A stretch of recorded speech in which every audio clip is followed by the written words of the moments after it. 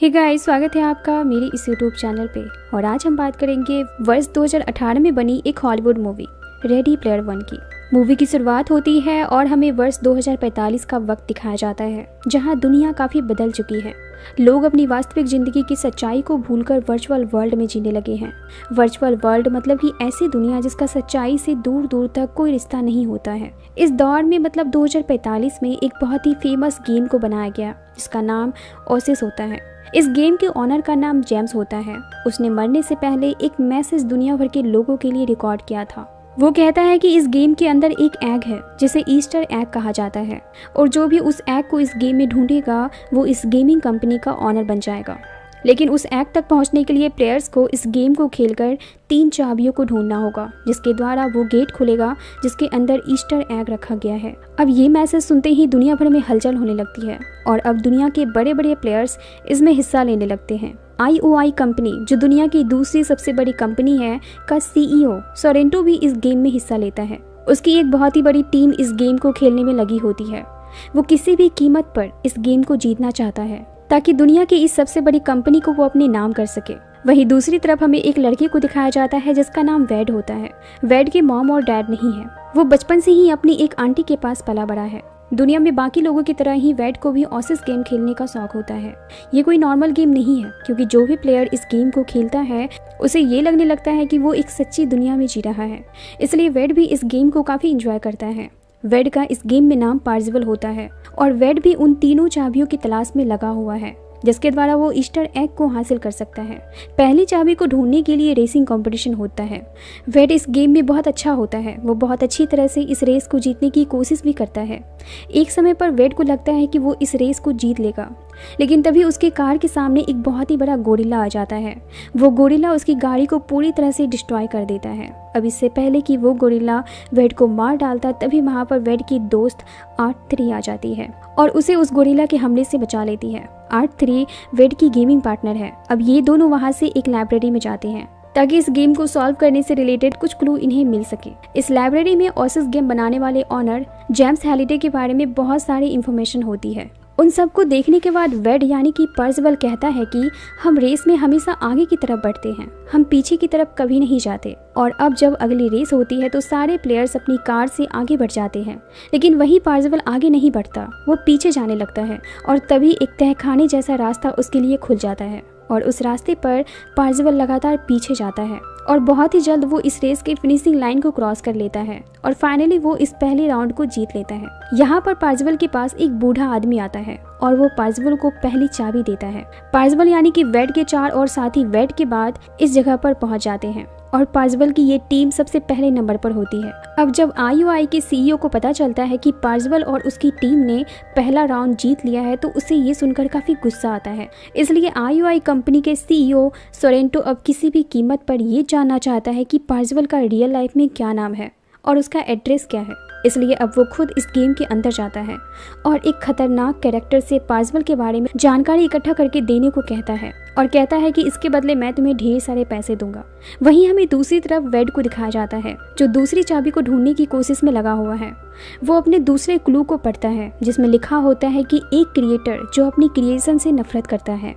इस क्लू को सॉल्व करने के लिए वेड वर्चुअल वर्ल्ड में जाता है और अपने पार्टनर R3 से मिलता है। अब दोनों एक क्लब में जाते हैं ताकि दूसरे क्लू को जल्द से जल्द सॉल्व किया जा सके। पार्जिवल R3 को पसंद करने लगा था, इसलिए क्लब में डांस करने के दौरान R3 को वो प्रपोज कर देता है और अपना रियल नाम भी उसे बता देता है जो कि वेड होता है। और पार्जिवल का असली नाम गेम का वो कैरेक्टर सुन लेता है।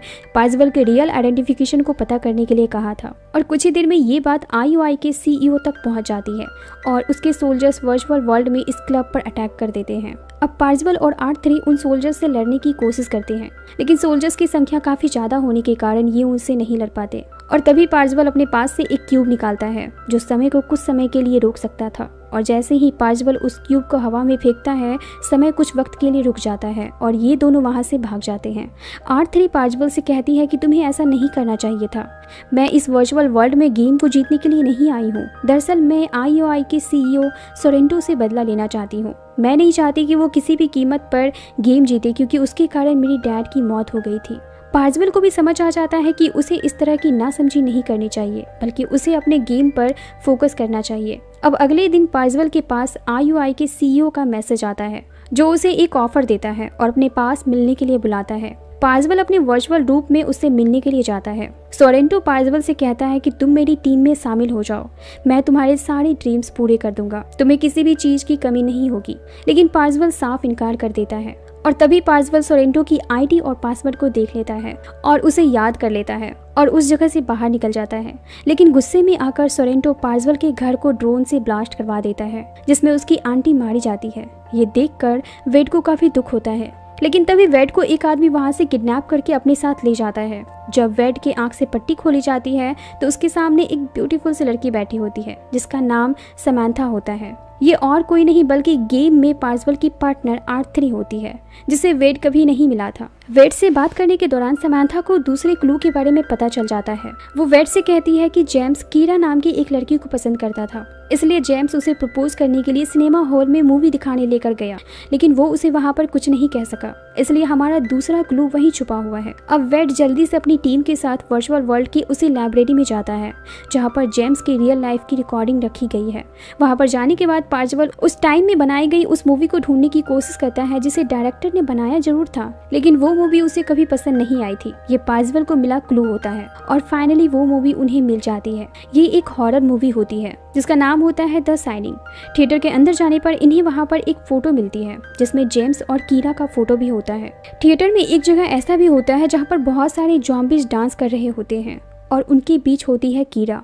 कीरा को देखते ही R3 कीरा को ज़ॉम्बी के बीच से निकालकर बाहर ले आती है। ये कीरा का बस एक वर्चुअल रूप होता है। वो कीरा से कहती है कि तुम्हें पता है कि मैं तुम्हें कब से कुछ बताना चाहती थी। ये कहकर वो गायब हो जाती है और अब वहाँ पर वही बूढ़ा आदमी आ जाता है जिसने पार्सवल को पहली चाबी दी थी और अब ये आदमी R3 को दूसरी चाबी देता है। अब ये लोग फाइनली 2 राउंड क्लियर कर चुके होते हैं। जब ये बात IUI कंपनी के CEO को पता चलता है कि वेड के ग्रुप के पास 2 चाबियां आ गई हैं, तो वो गुस्से से आग बबूला हो जाता है और तभी सोरेंटो को पता चलता है कि वेड के घर पर किए गए हमले में वेड जिंदा बच गया। इसलिए अब सोरेंटो उस जगह को ढूंढ लेता है जहां पर वेड छुपा हुआ है और उस पर लगातार अटैक करवाता है, लेकिन समय रहते R3 वेड को वहां से भगा देती है और खुद उन लोगों के हाथों पकड़ी जाती है। और अब वेड अपनी टीम मेंबर्स के रियल लाइफ कैरेक्टर से मिलता है, जो वेड को वहां से एक गाड़ी में लेकर निकल जाते हैं। उस गाड़ी में गेम खेलने का पूरा सिस्टम होता है। अब चूंकि वेड को सोरेंटो का ID और पासवर्ड पता होता है, क्योंकि जब वेड उसे मिलने गया था तो उसने सोरेंटो की ID और पासवर्ड को देख लिया था, इसलिए अब वो उसके सिस्टम को हैक कर लेता है और समांथा के रियल लोकेशन का उसे पता भी चल जाता है। दरअसल समांथा से IUI कंपनी में एक मजदूर के तौर पर कैद करके काम कराया जा रहा होता है। बहुत कोशिश करने के बाद फाइनली वेड समांथा को वहां से आजाद करा लेता है, लेकिन समांथा वहां से बाहर नहीं आती, बल्कि वो CEO के ऑफिस जाती है जहां पर तीसरी चाबी छुपी हुई है। उसे IUI कंपनी ने एक प्रोटेक्टर सील्ड से कवर कर दिया होता है और समांथा उसी प्रोटेक्टर सील्ड को हटाने की कोशिश में लग जाती है और बहुत कोशिश करने के बाद फाइनली वो उस सील्ड को हटा देती है। इधर पार्सवल इस गेम को खेलने वाले सारे प्लेयर्स को एक मैसेज भेजता है कि उसे इस गेम को जीतने में सभी की मदद चाहिए और गेम खेलने वाले सारे प्लेयर्स को ये बात पहले से पता होती है कि अगर सोरेंटो ये गेम जीत गया तो वो इस गेम का यूज गलत कामों में करेगा। इसलिए सभी प्लेयर्स पार्सवल की मदद करने के लिए उसके पास आ जाते हैं और ये सभी प्लेयर्स IUI की आर्मी से लड़ने लगते हैं। अब कुछ देर बाद सोरेंटो भी यहाँ आ जाता है और अपने मेगा गॉडजिला कवच में बैठकर युद्ध में शामिल हो जाता है। उसका ये रूप काफी भयानक होता है और अब सोरेंटो इस गेम को खेलने वाले बहुत सारे प्लेयर्स को मार डालता है, लेकिन तभी वहां पर R3 आ जाती है और उस मेगा गॉडजिला कवच के अंदर एक बॉम्ब फेंक देती है और सोरेंटो का वो मेगा गॉडजिला कवच पूरी तरह से डिस्ट्रॉय हो जाता है। लेकिन इसी दौरान सोरेंटो R3 को IUI के कॉस्ट्यूम में देख लेता है और वो समझ जाता है कि R3 IUI के प्लाजा में ही कहीं है और वो अब R3 को अपने प्लाजा में ढूंढना शुरू कर देता है। और इधर गेम में पार्सवल R3 के एक्सप्रेशन से पता कर लेता है कि समांथा मुश्किल में है। पार्सवल उसे वहां से निकलने को कहता है, लेकिन समांथा गेम छोड़कर बाहर नहीं जाना चाहती थी। ये देखकर पार्सवल उसे शूट करके गेम से बाहर निकाल देता है और इधर रियल लाइफ में समांथा उस जगह को छोड़कर बाहर आ जाती है। इस गेम में पार्सवल अपने पार्टनर के साथ उस जगह पर पहुंच जाता है जहां पर फाइनल गेम यानी कि फिनाले होना है। उस गेम का नाम एडवेंचर होता है, जो जेम्स हैलिडे की फेवरेट गेम थी। पार्सवल उस गेम को खेलने वाला होता है कि तभी वहां पर सोरेंटो आ जाता है। वो पार्सवल से कहता है कि मैं तुम्हें आखिरी मौका देता हूँ, तो मेरी टीम में शामिल हो जाओ, लेकिन पार्सवल इससे साफ इनकार कर देता है। ये सुनने के बाद सोरेंटो वहाँ ब्लास्ट कर देता है, जिससे इस गेम को खेलने वाले सारे प्लेयर्स की मौत हो जाती है। इसके बाद हमें स्कोर बोर्ड पर दिखाया जाता है कि इस गेम को खेलने वाले सारे प्लेयर्स खत्म हो चुके हैं और सभी का स्कोर 0 हो गया है। लेकिन तभी अचानक स्कोर बोर्ड पर पार्सिवल का स्कोर फिर से बढ़ने लगता है। दरअसल पार्सिवल के पॉकेट में एक एक्स्ट्रा लाइफ की कॉइन होती है जो किसी ने उसके पॉकेट में डाल दी थी, इसलिए पार्सिवल मर के फिर से गेम में जिंदा हो गया। अब पार्सिवल इस गेम में बिल्कुल अकेला है और अब वो जेम्स हैलिडे के फेवरेट गेम एडवेंचर को खेलना शुरू करता है और फाइनली वो इस गेम को अच्छी तरह से खेल लेता है। और इसके बाद वहाँ पर वही बूढ़ा आदमी आता है और पार्सिवल को तीसरी और आखिरी चाबी देता है। ये सब देखकर सोरेंटो अपने आदमियों को उस वैन का पीछा करने के लिए कहता है जिसमें पार्सिवल इस गेम को खेल रहा होता है। और अब सोरेंटो के आदमी उस वैन को कार से बार बार टक्कर मारने लगते हैं, जिससे पार्सिवल को गेम खेलने में प्रॉब्लम आने लगती है। लेकिन फिर भी पार्सिवल तीनों चाबियों की मदद से एक मैजिकल गेट को खोलता है जिसके अंदर बहुत सारा खजाना होता है और वो बूढ़ा आदमी भी होता है। वो बूढ़ा आदमी पार्सिवल को एक पेपर पर साइन करने के लिए कहता है और कहता है कि इसके बाद तुम इस कंपनी के मालिक बन जाओगे। अब पार्सिवल उस पेपर पर साइन करने ही वाला होता है कि वो अचानक रुक जाता है और उस बूढ़े आदमी से कहता है कि एक बार इसी तरह जेम्स हैलिडे ने अपने बेस्ट फ्रेंड से सारे शेयर्स खरीद लिए थे और अपने बेस्ट फ्रेंड को कंपनी से बाहर निकाल दिया था और यही जेम्स हैलिडे की जिंदगी की सबसे बड़ी गलती थी। और ये कहने के बाद पार्सिवल उस पेपर पर साइन करने से मना कर देता है। अब ये सब देखकर वो बूढ़ा आदमी जेम्स हैलिडे में बदल जाता है और पार्सिवल को अपने हाथों से ईस्टर एग देता है। और इधर रियल लाइफ में सोरेंटो जैसे ही उस वैन को रुकवा कर उसका दरवाजा खोलता है, वो देखता है कि वेड के हाथों में ईस्टर एग आ चुका है और ये देखकर वो रुक जाता है क्योंकि वो समझ जाता है कि अब इस कंपनी का मालिक वेड बन चुका है। अब कुछ ही देर में वहाँ पर पुलिस आ जाती है जो सोरेंटो और उसके सिक्योरिटी को वहाँ से अरेस्ट करके ले जाती है। अब इस जगह पर जेम्स हैलिडे का वो दोस्त आता है जो कंपनी छोड़कर चला गया था। वो वेड को एक पेपर पर साइन करने के लिए कहता है और कहता है कि इसके बाद तुम इस कंपनी के रियल ऑनर बन जाओगे। वेड कहता है कि मैं इस कंपनी को अपनी टीम मेंबर्स के साथ मिलकर चलाना चाहता हूँ। अब जब वेड हैलिडे के दोस्त से बात करता है तो उसे पता चलता है कि गेम में क्यूरेटर नाम के पार्टनर के पीछे रियल चेहरा इन्हीं का था, मतलब कि ये हमेशा गेम में वेड के साथ थे और एक्स्ट्रा लाइफ का कॉइन भी इसी ने वेड को गेम में दिया था। अब ये सभी मिलकर ओसिस कंपनी को चलाना शुरू कर देते हैं और ये हफ्ते में 2 दिन कंपनी को बंद रखते हैं ताकि इंसान अपनी रियल जिंदगी को भी जी सके। इसी के साथ इस मूवी का द एंड होता है। इसी तरह के मूवीज एक्सप्लेनेशन वीडियोस देखने के लिए मेरे वीडियोस को लाइक करें और चैनल को सब्सक्राइब जरूर करें। Thank you.